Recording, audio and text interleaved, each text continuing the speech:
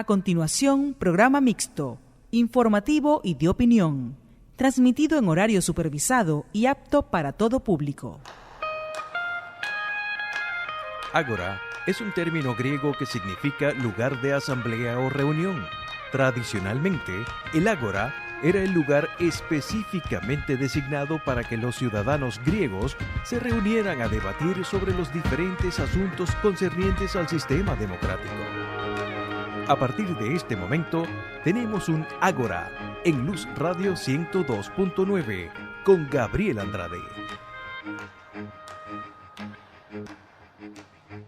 Saludos amigos, bienvenidos a Ágora. Hoy me estará acompañando en la edición y montaje William Velarde, en el control técnico Franklin Palmar, nuestra productora es Norelba Torres, el director de Luz Radio es Jesús Urbini, quien les habla, Gabriel Andrade, estará en la conducción. @GAndrade80 es mi Twitter. Hemos establecido contactos con Antonio Piñero. Él es autor de la novela El Trono Maldito, publicada por la editorial Planeta. Saludos Antonio, bienvenido.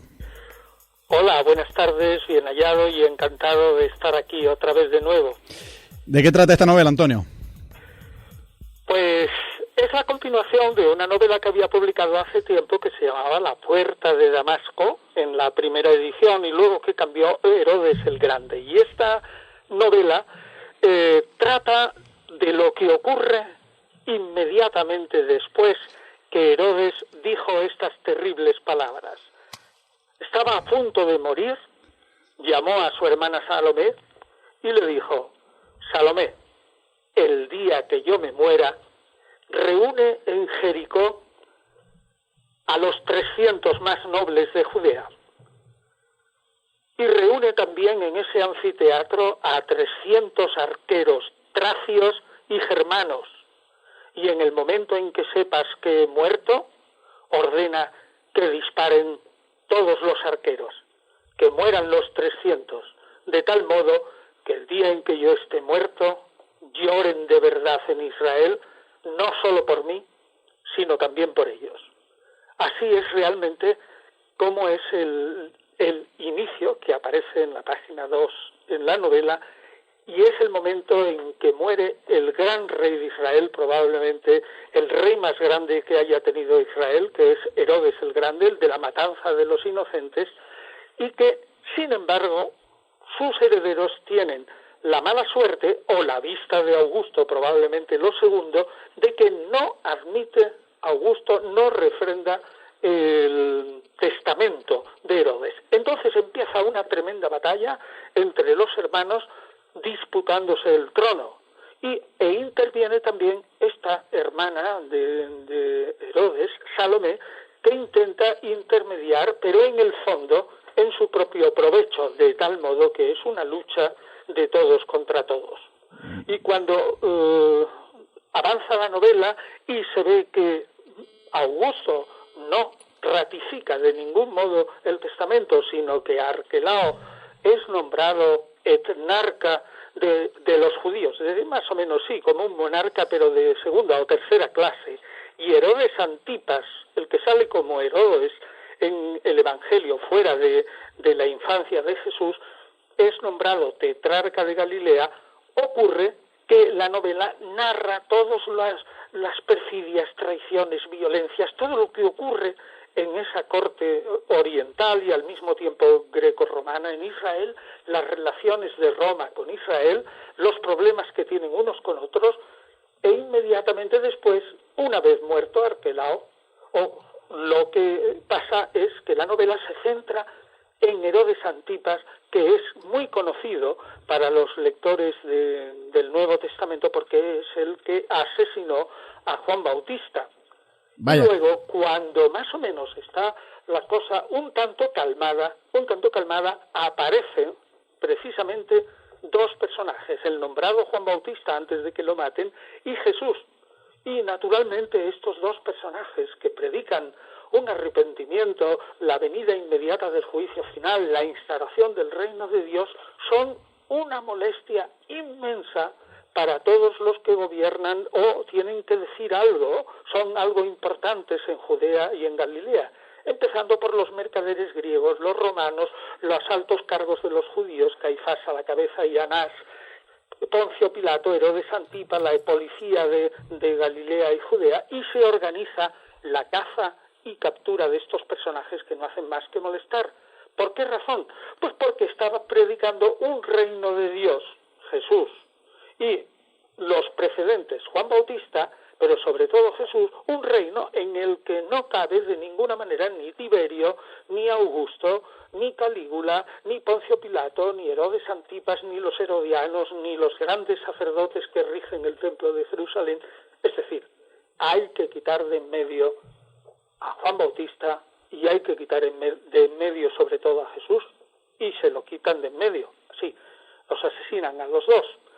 Y luego ocurre que la novela, claro, no puede terminar así, y los mimbres que nos da la historia para construir ese mismo relato son que todos aquellos personajes que han participado de algún modo en la caza y captura de Juan Bautista y Jesús de Nazaret van cayendo uno detrás de otro.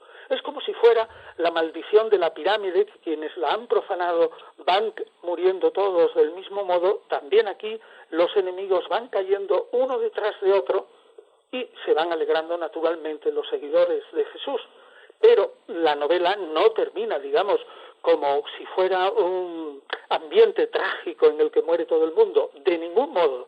Podemos decir que la novela termina con serenidad y paz en el ambiente de los seguidores de Jesús, en donde interviene una de las mujeres que son grandes personajes de la novela, y podemos decir que en ese ambiente de paz y serenidad se encuentra, en fin, no voy a desvelar el final, se encuentra, digamos, una suerte de final feliz para una novela de aventuras que ciertamente tiene muchísimo de acción, en los que los personajes se muestran muy crueles unos con los otros. Pero la novela creo que termina en paz y una cierta tranquilidad que tranquiliza y da una sensación de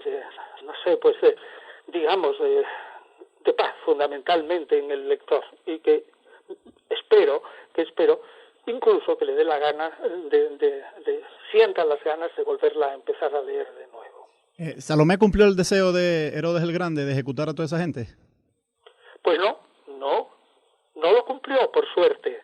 Y eso lo dice Flavio Josefo, y precisamente porque no lo cumplió, el pueblo de Israel es el representante de una de las partes que pone en un brete al sucesor de Herodes, sobre todo en Judea, que es Arquelao. Y toda la novela transcurre entre esas tensiones que, si antes habían sido tremendas entre Herodes el Grande y su pueblo, ahora con Arquelao son también tremendas, pero con la desventaja que Arquelao no llegaba a la altura de su padre. Y entonces ahí transcurre, digamos, todo el gobierno de Arquelao con altos y bajos. Hay también una historia de amor muy importante dentro de esa aventura, y realmente esa parte termina con la incorporación de Judea como provincia de Roma y la tarea de Augusto y de su mujer Livia en todo este proceso. Claro. La familia de Herodes se presta mucha confusión porque aparentemente hubo relaciones incestuosas, y para mayor confusión llevan también el nombre Herodes Arquelao, Herodes Antipas, Herodes Agripa. Entonces, efectivamente, todo el mundo se llamaba Herodes de primero y había que distinguirlo por el segundo. Hasta los nietos se llamaban, por ejemplo, el que aparece al principio, o relativamente al principio, en el capítulo 12 de los Hechos de los Apóstoles, Herodes Agripa I, que, por ejemplo, en la serie de Yo Claudio, pues se titulaba Julio Agripa, pues aquí aparece en los Hechos como Herodes. Y claro, todo el mundo se llamaba Herodes, y todo el mundo, sin embargo, sabía que Herodes era en el momento en que se estaba narrando el relato correspondiente. En la novela no, en la novela hemos puesto, por ejemplo, en vez de Herodes Arquelao, pues Arquelao, en vez de Herodes Antipas, Antipas solo, y para Herodes Agripa I, pues hemos puesto sencillamente Agripa, de tal modo que no hay confusión. Ahora bien, las relaciones entre esta familia fue verdaderamente increíble. Yo creo que sinceramente compararía esta novela en potencia de los personajes. No sé si en Venezuela se vio esa serie inglesa de la adaptación de la novela de Robert Graves, Sí, claro, Yo Claudio. Sí, Yo Claudio, claro que la vimos. Sí, ¿Se vio en Venezuela? Sí, la vimos, sí. Sí, bueno, pues entonces hay una serie de personajes de ahí, como son eso, Augusto, Lidia, Calígula, Agripa, que intervienen totalmente en esta novela, pero desde la perspectiva de la relación de Roma e Israel. En ese sentido yo creo que a pesar de que hay, digamos, el jaleo de que los personajes se llamen igual, de que intervengan, como decíamos antes, todos contra todos, yo creo que el lector, opino, pues conoce en parte o es conocido en parte con algunos, o se siente que él conoce a algunos de los personajes de la novela y le ayudan a situarse perfectamente, pues por lo que ha visto en la televisión, en el cine, ciertamente en muchas películas y en otros relatos, aunque aquí no se repite nada porque es una perspectiva totalmente nueva, que son las relaciones de Roma, potentísima, con un pueblo muy pequeño en el oriente, una provincia casi despreciable del Imperio Romano y una región como Galilea que era nada, pero que por otra parte le interesaba a Augusto y a Tiberio que fuera una región que estuviera en paz para que el Imperio Romano pudiera enfrentarse a su verdadero enemigo en el oriente, que eran los partos, el Imperio Parto, la actual Persia. Antonio, te voy a interrumpir un momento porque vamos a ir a escuchar un tema musical y al regreso seguimos conversando sobre esta novela, El Trono Maldito. @GAndrade80 es mi Twitter.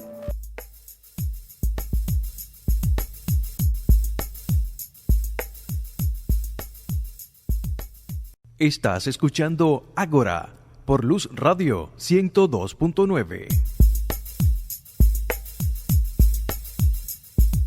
Seguimos en Ágora, @GAndrade80 es mi Twitter. Vengo conversando con Antonio Piñero, él es autor de la novela El Trono Maldito, que ha sido publicada por la editorial Planeta, y junto a un coautor. ¿Cómo se llama el coautor, Antonio? Que se me fue José Luis Corral. Junto a José Luis. Hemos escrito una novela, como quien dice, una sonata a 4 manos. ¿Cómo así? Pues que yo tuve la idea al principio de escribir esta novela como digamos la segunda parte de La Puerta de Damasco o Herodes el Grande, que se llamaba así en la segunda edición, como dije antes. Y entonces escribí 400 folios, nada menos. Pero me di cuenta, y esto creo que fue una buena virtud por mi parte, que aquello era más un relato que no una novela, porque una cosa es relatar, hacer un relato, y otra cosa, o incluso escribir un cuento, y otra cosa es escribir una novela hecha y derecha, que es mucho más difícil y tiene una entidad mucho mayor.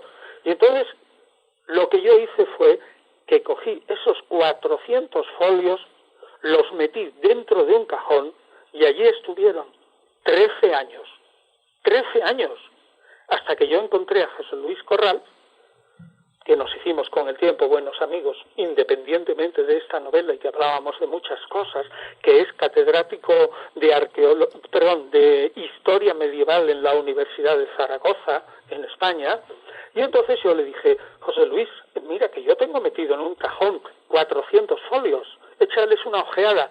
Se los envié por correo electrónico, el hombre lo leyó y a los 20 días me dijo, bueno, sí, ciertamente esto no es una novela, pero aquí hay una materia para un novelón, así dijo, novelón, o sea, con una gran novela.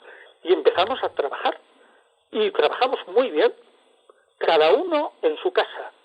No tuvimos necesidad de encontrarnos, sino que él empezó, por ejemplo, y fue en realidad tomando los 5 primeros capítulos de los 400 folios, son 37 capítulos de la novela, y los reescribió, los repensó, me los envió a mí, yo a mi vez los repensé, los releí, puse en rojo todo lo que disentía, se lo envié por correo electrónico, él lo leyó, lo aceptó, lo rechazó, en fin, todas estas cosas, y así fue aumentándose hasta llegar al capítulo 37, y lo que eran 400 folios casi alcanza pues cerca de 800.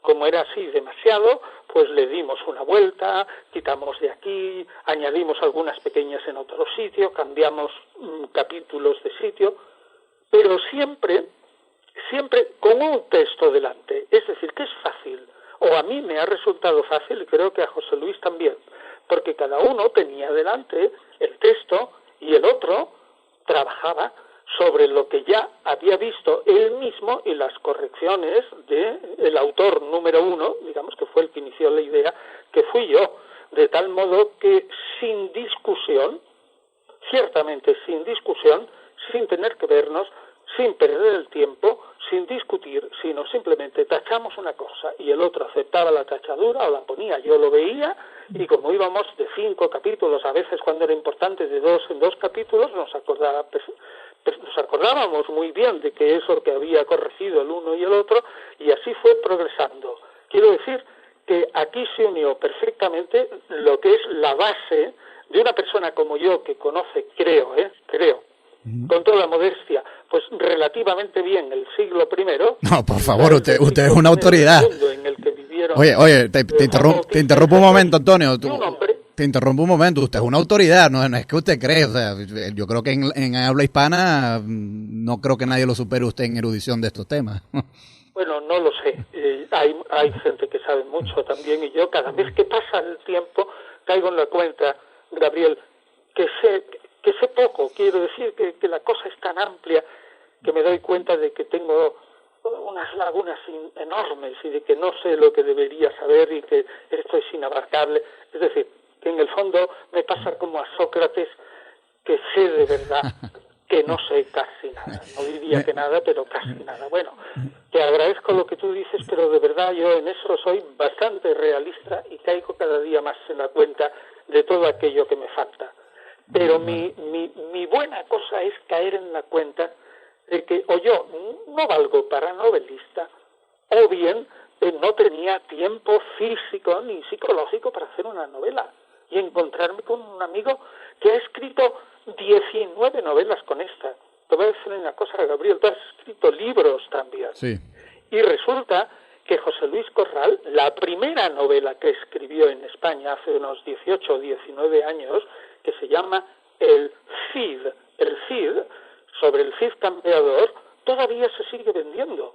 Vaya. Y a mí me ha dicho él que Ergasa, que fue la empresa editora que lo editó, le han liquidado de royalties, de regalías, se dice en castellano, de derechos de autor, le han liquidado por 750.000 ejemplares. Vaya. Es una cosa fantástica. Entonces este hombre pues tiene mucha experiencia y es un hombre genial. Entonces yo he puesto la parte que yo podía, y él ha puesto la parte que él podía y sabe muy bien, y entre los dos estoy totalmente convencido que ha salido una novela bastante buena. Oye, Antonio, me llama la atención. Estos personajes hablan algunos arameos, otros hablan griego, y supongo que la corte romana, la familia judío-claudia, habla latín entre ellos. Sí. ¿Qué técnicas literarias manejan ustedes para las escenas donde tiene que haber un traductor y donde se cambia el lenguaje? Un traductor. Todos los personajes en general se entienden en griego. Uh-huh. Sí. Pero por ejemplo, era el lenguaje absolutamente culto y además casi oficial del Imperio Romano en el mundo del Mediterráneo oriental, donde se transcurre la novela. En la misma Jerusalén había un montón de gente de judíos que venían de la diáspora cuya lengua era el griego, que utilizaban la Biblia en griego, que tenían sinagogas, 5 o 6 en griego. Es decir, que todo personaje culto hablaba griego en una proporción mayor incluso que lo que ahora se habla inglés, porque no había modo de entenderse ni había prácticamente traductor si no dominabas desde pequeño una lengua. Sí, pero... Es decir, que quien hablaba arameo y entendía hebreo, pues era un hombre que era culto y se entendía en griego. Y con los romanos, en el Mediterráneo oriental, se hablaba en griego. Te voy a decir una cosa, y esto la gente no lo sabe, pero es la verdad. Hasta aproximadamente el año 250, la Iglesia cristiana de Roma tiene como lengua oficial, al menos para los escritos, el griego. Exacto, vamos, una cosa increíble, ¿no? Sí, claro. La Iglesia, repito, cristiana de Roma hasta el año 250 tiene como lengua oficial el griego. El primer tratado de teología en latín compuesto en Roma por Novaciano, que luego la ortodoxia le declaró un tanto hereje porque era demasiado severo, puro y transparente en muchas cosas. Ese Novaciano fue el primero que escribió un tratado de teología en latín. Es decir, que en misma Roma iba y entre los cristianos se entendían en griego. Bueno, vamos a ir a escuchar un tema musical, Antonio, y ya regresamos. @GAndrade80 es mi Twitter. Es tiempo para el debate y la opinión en Ágora con Gabriel Andrade. Seguimos en Ágora, @GAndrade80 es mi Twitter. Vengo conversando con Antonio Piñero. Él junto a José Luis Corral es autor, o coautor más bien, de la novela El Trono Maldito, que ha sido publicada este año por la editorial Planeta. Yo te planteaba en el segmento anterior, Antonio, la cuestión de cómo literariamente ustedes manejan la pluralidad de lenguajes de los personajes que... Pues en griego, puramente. Claro, pero te pregunto, supongo que habrá algunas escenas en la novela donde hay intimidad en personajes romanos. Sí. Pues... Y ahí supongo que hablaban en latín, ¿o no? No, la intimidad que sale en la novela son las tres historias, las tres historias que transcurren en la novela podían haberse pensado, y nosotros lo hemos pensado, como si estuvieran hablando en griego.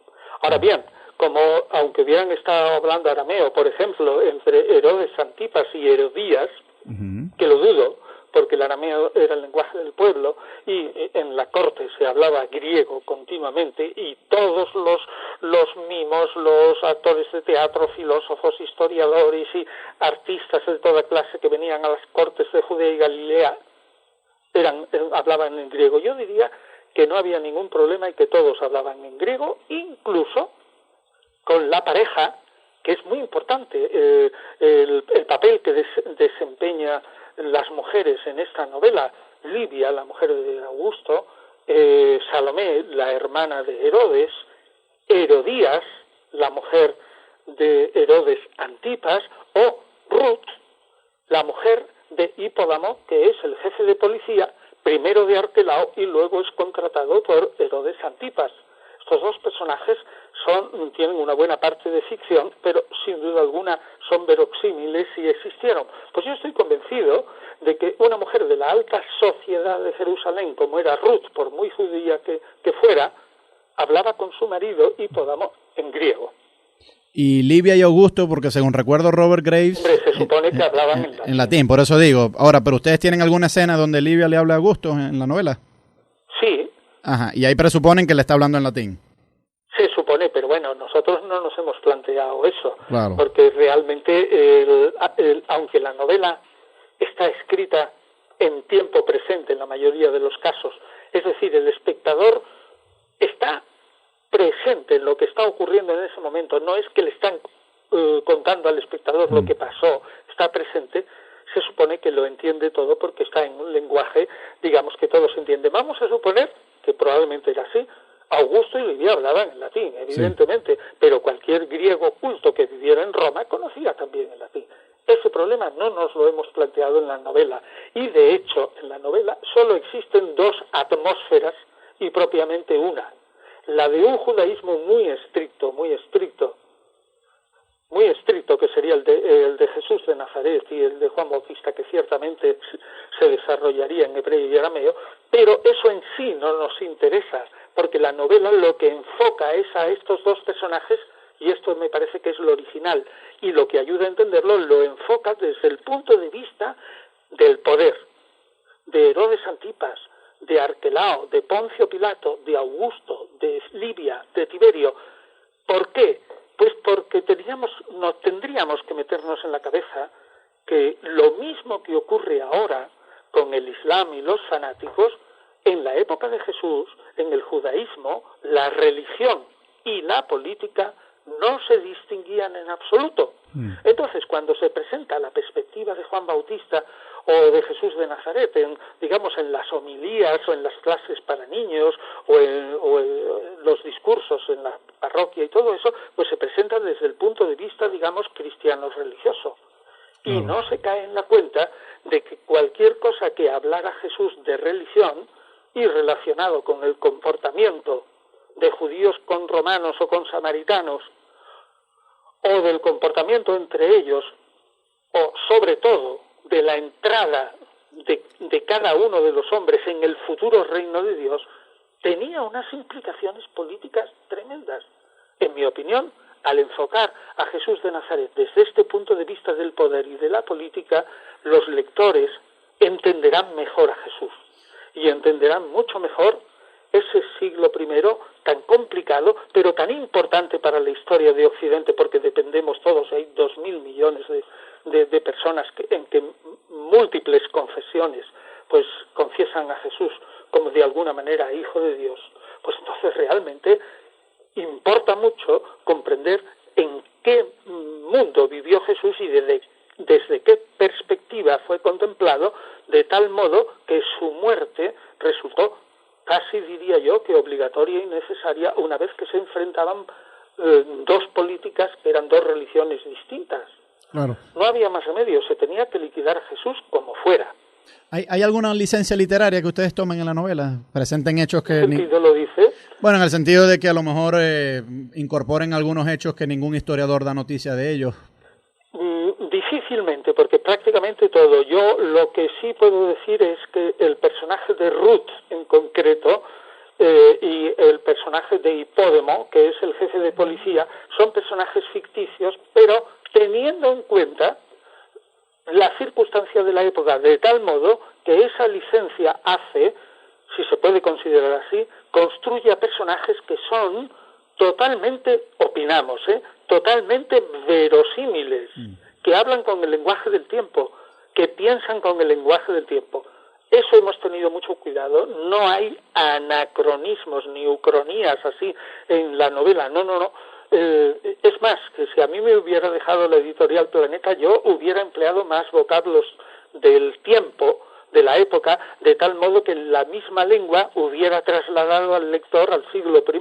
Pero claro, los editores de Planeta dijeron, sí, entonces se transforma esto en una novela demasiado oculta y resulta que la gente tiene que mirar el diccionario y dicen, bueno, pues no la compro. Y entonces, hombre, ha habido que bajar un poco, digamos, en el tono del lenguaje. Pero, sinceramente, no hay licencia que no sea totalmente verosímil y concorde con el espíritu de la época. Vamos a ir a escuchar un tema musical y ya regresamos. @GEAndrade80 es mi Twitter. Ágora, el espacio para el libre pensamiento, con Gabriel Andrade. Seguimos en Ágora, @GEAndrade80 es mi Twitter. Vengo conversando con Antonio Piñero. Él, junto a José Luis Corral, ha escrito la novela El Trono Maldito, que ha sido publicada por la editorial Planeta. Antonio, cuando las fuentes evangélicas o neotestamentarias, porque supongo que también cubren eventos narrados en los Hechos de los Apóstoles, no concuerdan con las fuentes seculares, que fundamentalmente Flavio Josefo, pero también algún testimonio de Tácito u otros, ¿cuál es el privilegio de ustedes ahí a la hora de presentar personajes? Normalmente nos regimos por el punto de vista de Flavio Josefo. E interpretamos, digamos, el punto de vista de los evangelistas a la luz de lo que la ciencia histórica de hoy día cree que es, digamos, la interpretación más plausible, digamos, que no coincide normalmente con la interpretación cristiana vulgar. Si es a eso. Entonces, por ejemplo, pongamos un caso, el asesinato de Juan Bautista. Sí, claro. Que aparece en el capítulo 6 de Marcos como si fuera un hecho de que Herodes Antipas y Herodías se liquidan a Juan Bautista porque les reprochaba su política matrimonial y que se habían casado, digamos, incestuosamente, porque estaba prohibido por la ley judía que uno se casara, bueno, y más robándosela, ¿no? Se casara con la mujer de su hermano. Eso estaba mal visto. Sí.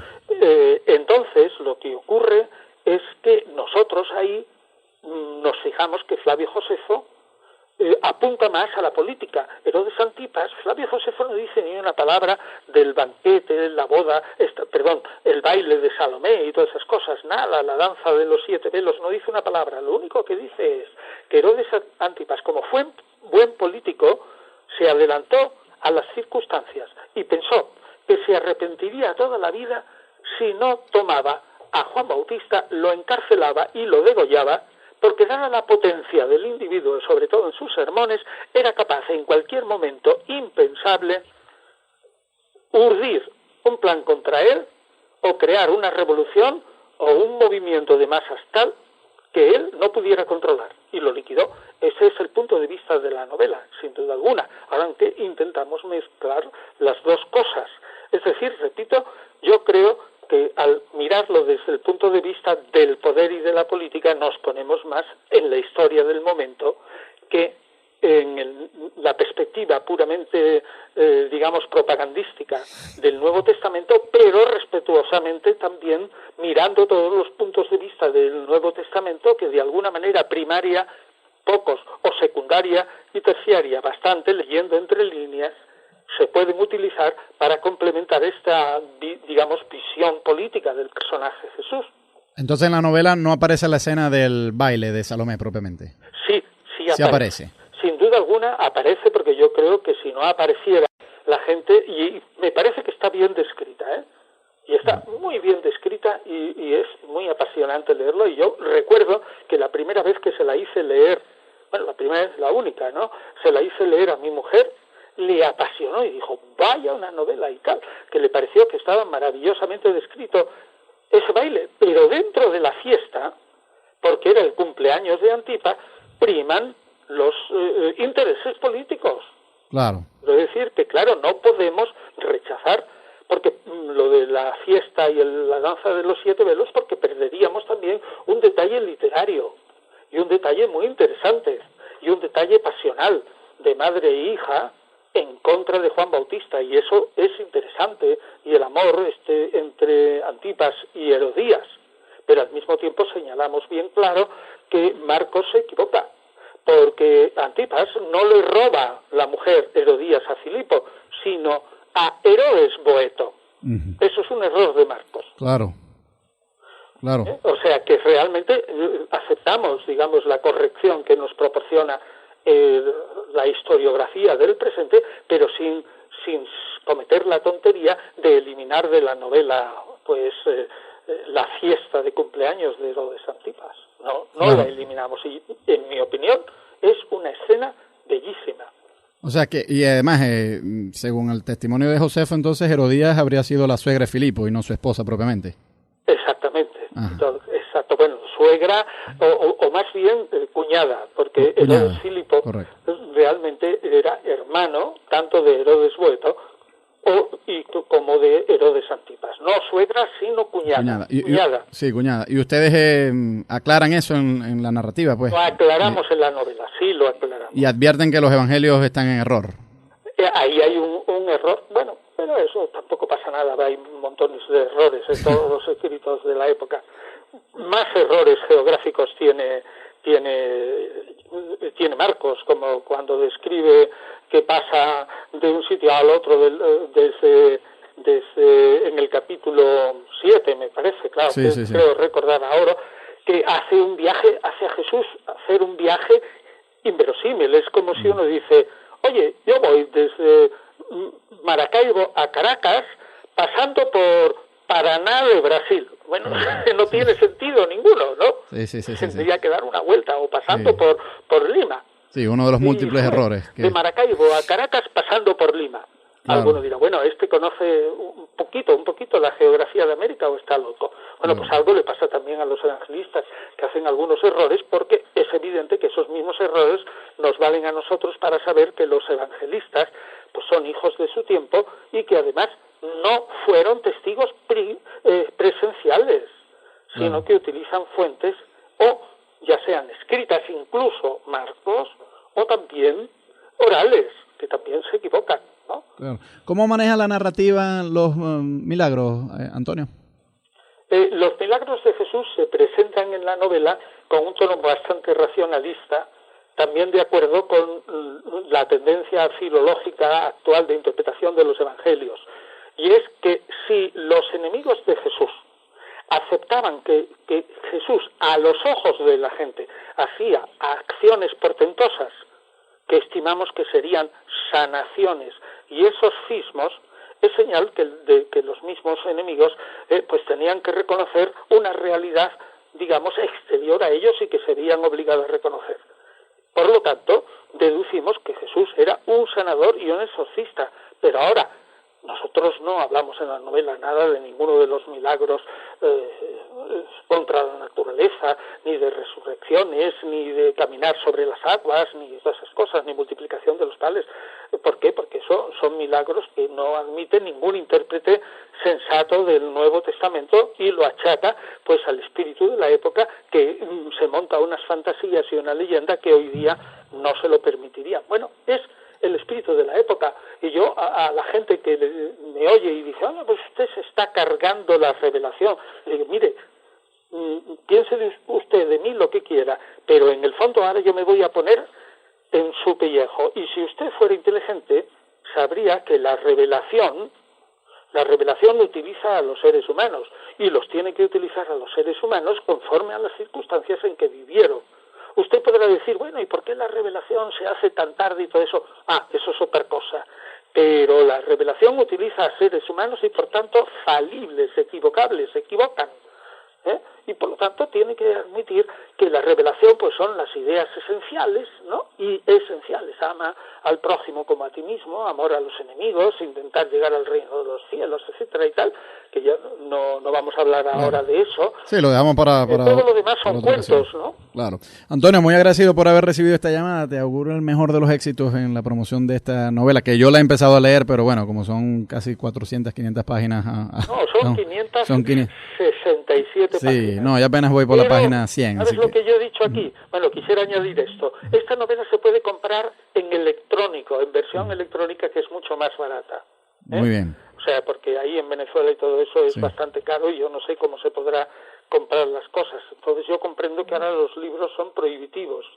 Sí, por supuesto. Digo, sí, bueno, no, pero no por motivos políticos, sino por lo caros que son. Sí, por lo caros, porque eso, pues entonces hay poco dinero y, claro. Y no sé si la versión electrónica será más barata. Claro, bueno, habrá que revisar. Antonio, muy agradecido, junto a José Luis Corrales, él es autor de la novela El Trono Maldito. Le doy las gracias también a William Velarde, que estuvo en la edición y montaje, Franklin Palmar en el control técnico, Norelba Torres en la producción, Jesús Urbina en la dirección, quien les habla, Gabriel Andrade, estuvo en la conducción, y mi Twitter es @gandrade80.